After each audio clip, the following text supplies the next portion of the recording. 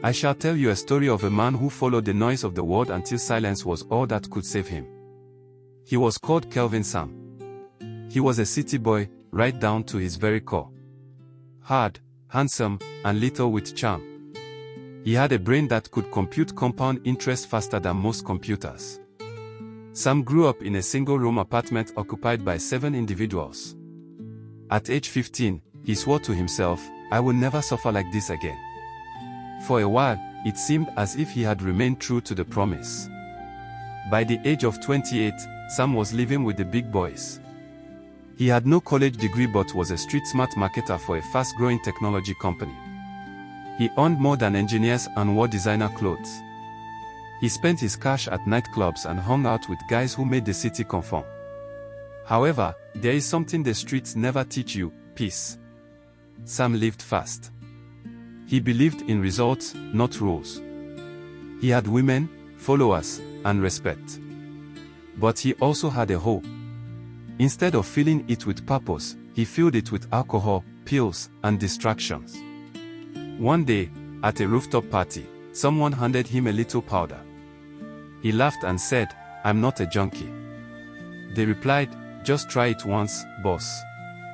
He did, and that's when things started to go downhill. Initially, he was still working and still okay. But slowly, his vices began gnawing away at his discipline. He skipped meetings. He turned hostile in the workplace. Clients started walking away. His boss called him out. Then the scandal. His name was released as one of a crypto scam. No indictment was ever issued, but his company let him go. His girlfriend dumped him, and his friends vanished. She is crying and shaking when he dials his mother on the phone. "Sam, what have you become?" she says in a quiver. He laughs with a rough mirth to cover the shame, but after hanging up the telephone, he wept until he couldn't catch his breath. Sam graduated to couches in friends' homes, and eventually to abandoned buildings.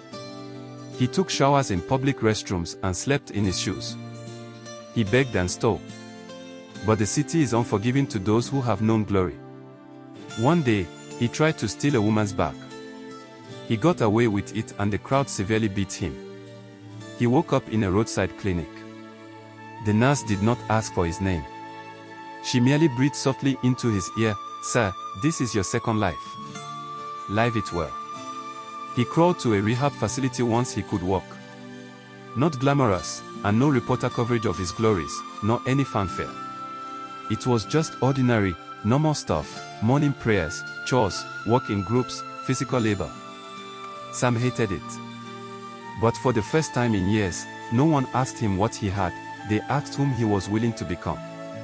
That question really bothered him. Until one night, sweeping the floor, he found a small notebook that someone had left behind. 4 words on the cover: "Letters to my future." Blank pages inside. Sam sat and stared at the empty book. He wrote for the first time in years. He began waking up early, doing dishes, reading the newspapers, and asking questions. He requested to be an assistant in the center's small print shop. They denied him. But he stayed around. He cleaned the shop and learned to watch. They eventually offered him a chance. And in that grubby little print shop, with worn-out machinery and broken men, Sam began dreaming again. A year passed, and Sam worked in the shop.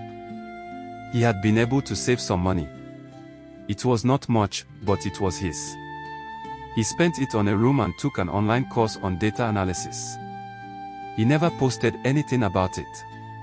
He never tweeted a quote. He just worked every day, quietly. Then one afternoon, he received a knock on his door. It was a boy from his former neighborhood. Hungry and lost. Sam didn't say much. He gave him the same notebook he used to discover, now filled with his own writing. And said, "Write your life, not excuses." Today, Sam is not a millionaire. He doesn't drive a flashy vehicle. He still takes a bus to work and eats rice and beans twice a week. He still fights temptation. But he's complete. His phone no longer rings with deception. His hands no longer tremble with withdrawal. And on a small one-room apartment, Beside his Bible, a toothbrush, and a shattered mirror, lies that same notebook. The very first thing he ever wrote was, "I am not what I lost. I am what I refuse to stay lost in." This life does not hail recovery. This life does not highlight quiet journey. But sometimes the greatest stories are the ones only the walls of your room will ever hear. Psalms isn't a story of being known, it's one of being free. And if you're listening from home, and you're thinking the words left you behind, take heart, even in the noisiest cities, silence still exists. And in that silence, you can rebuild.